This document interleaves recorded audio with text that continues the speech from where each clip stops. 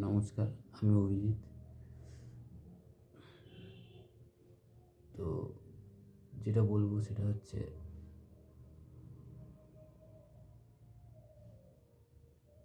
ব্রহ্মজ্ঞান আর ভক্তির সংক্রান্ত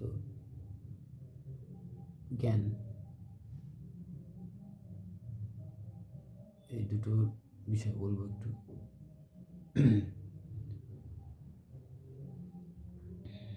অনেকে বলে আমি যে আপনাদেরকে যে কথাগুলো বলছি এটার দুটো ব্যাপার, মানে দুটো ভাগ আছে। একটা হচ্ছে ব্রহ্মজ্ঞান, একটাকে বলছে ব্রহ্মজ্ঞান, আর একটাকে হচ্ছে ভক্তির সম্বন্ধে, মানে পিওর ভক্তি যাকে বলছি, সেটা সেটার সংক্রান্ত থিওরির জ্ঞানের কথা হচ্ছে। এই দু প্রকারের জ্ঞানের কথা নিয়ে আমরা বিস্তারিত আলোচনা করছি। তো তো যেটা বলছি ব্রহ্মজ্ঞান, সেটা কি? তো ব্রহ্মজ্ঞান হলো সম্পূর্ণ, মানে ব্রহ্মজ্ঞানে বলা হয় যে সব কিছুই ব্রহ্ম, মানে পুরোটার আলোচনা হয় ব্রহ্মজ্ঞানের মধ্যে। মানে মানে বলে না ভগবান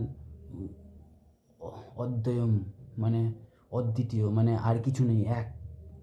তো ব্রহ্মজ্ঞান হচ্ছে সেটাই, যেটা হচ্ছে সম্পূর্ণটার আলোচনা হচ্ছে এক হিসাবে। এক শ্রীকৃষ্ণ আছে, আর কিচ্ছু নেই কোথাও, শুধু শ্রীকৃষ্ণ আছে, এক ব্যক্তি, আর কেউ কিচ্ছু কোথাও নেই। এটা হচ্ছে ব্রহ্মজ্ঞান। হ্যাঁ, এবার ভক্তি, ভক্তির সংক্রান্ত থিওরির জ্ঞানটা যেটা হচ্ছে, সেটা হচ্ছে দ্বৈত ভক্তির কথা বলা হচ্ছে।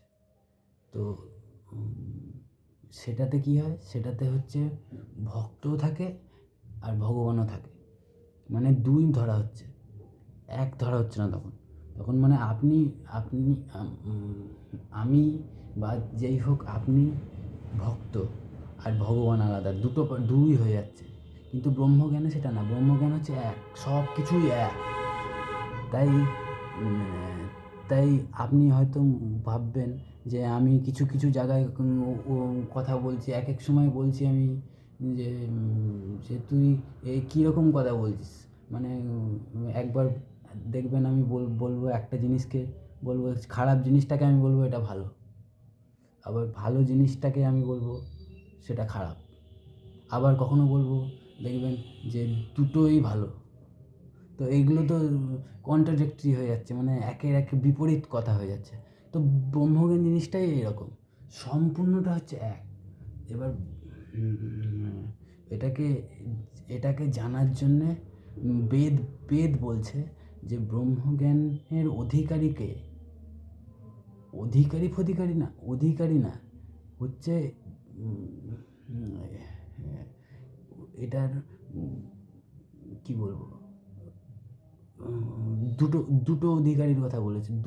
প্রথম দুটো নিয়ে আলোচনা হচ্ছে, সাধন চতুষ্ট সম্পন্ন ব্যক্তি ব্রহ্মজ্ঞানের অধিকারী, মানে চার প্রকার সাধন, দুটোর কথা আলোচনা করবো। প্রথম দুটো শ্রম, একটা হচ্ছে শ্রম, একটা হচ্ছে দম। শ্রমটা কি? শ্রম হচ্ছে মনের ওপর কন্ট্রোল। আর দমটা কি জিনিস? দম মানে হচ্ছে বশীকরণ, মানে মানে ইন্দ্রিয়ের ওপর, মানে কন্ট্রোল। সেই বলুন, খাওয়ার উপর কন্ট্রোল বলুন, কথার উপর, বাক, সব কিছুর উপর কন্ট্রোলের কথা বলা হচ্ছে। তো এটা শোনার জন্যে, ব্রহ্মজ্ঞানের জন্যে শোনার অধিকারী হচ্ছে তারাই যারা, যাদের এই চার প্রকার সাধন, মানে মানে যোগ্য যাকে বলছি। তো এটা কি করে হবে? এটা অধিকারী কিছু না, ব্যাপার হচ্ছে ডিগ্রির ব্যাপার। মানে এটা ভগবানের কৃপা প্রথমে হবে, মানে মায়া মুক্তির পর আপনি ব্রহ্মজ্ঞান শুনতে পারবেন আর সম্পূর্ণটা বুঝতে পারবেন। তো মানে মায়া যখন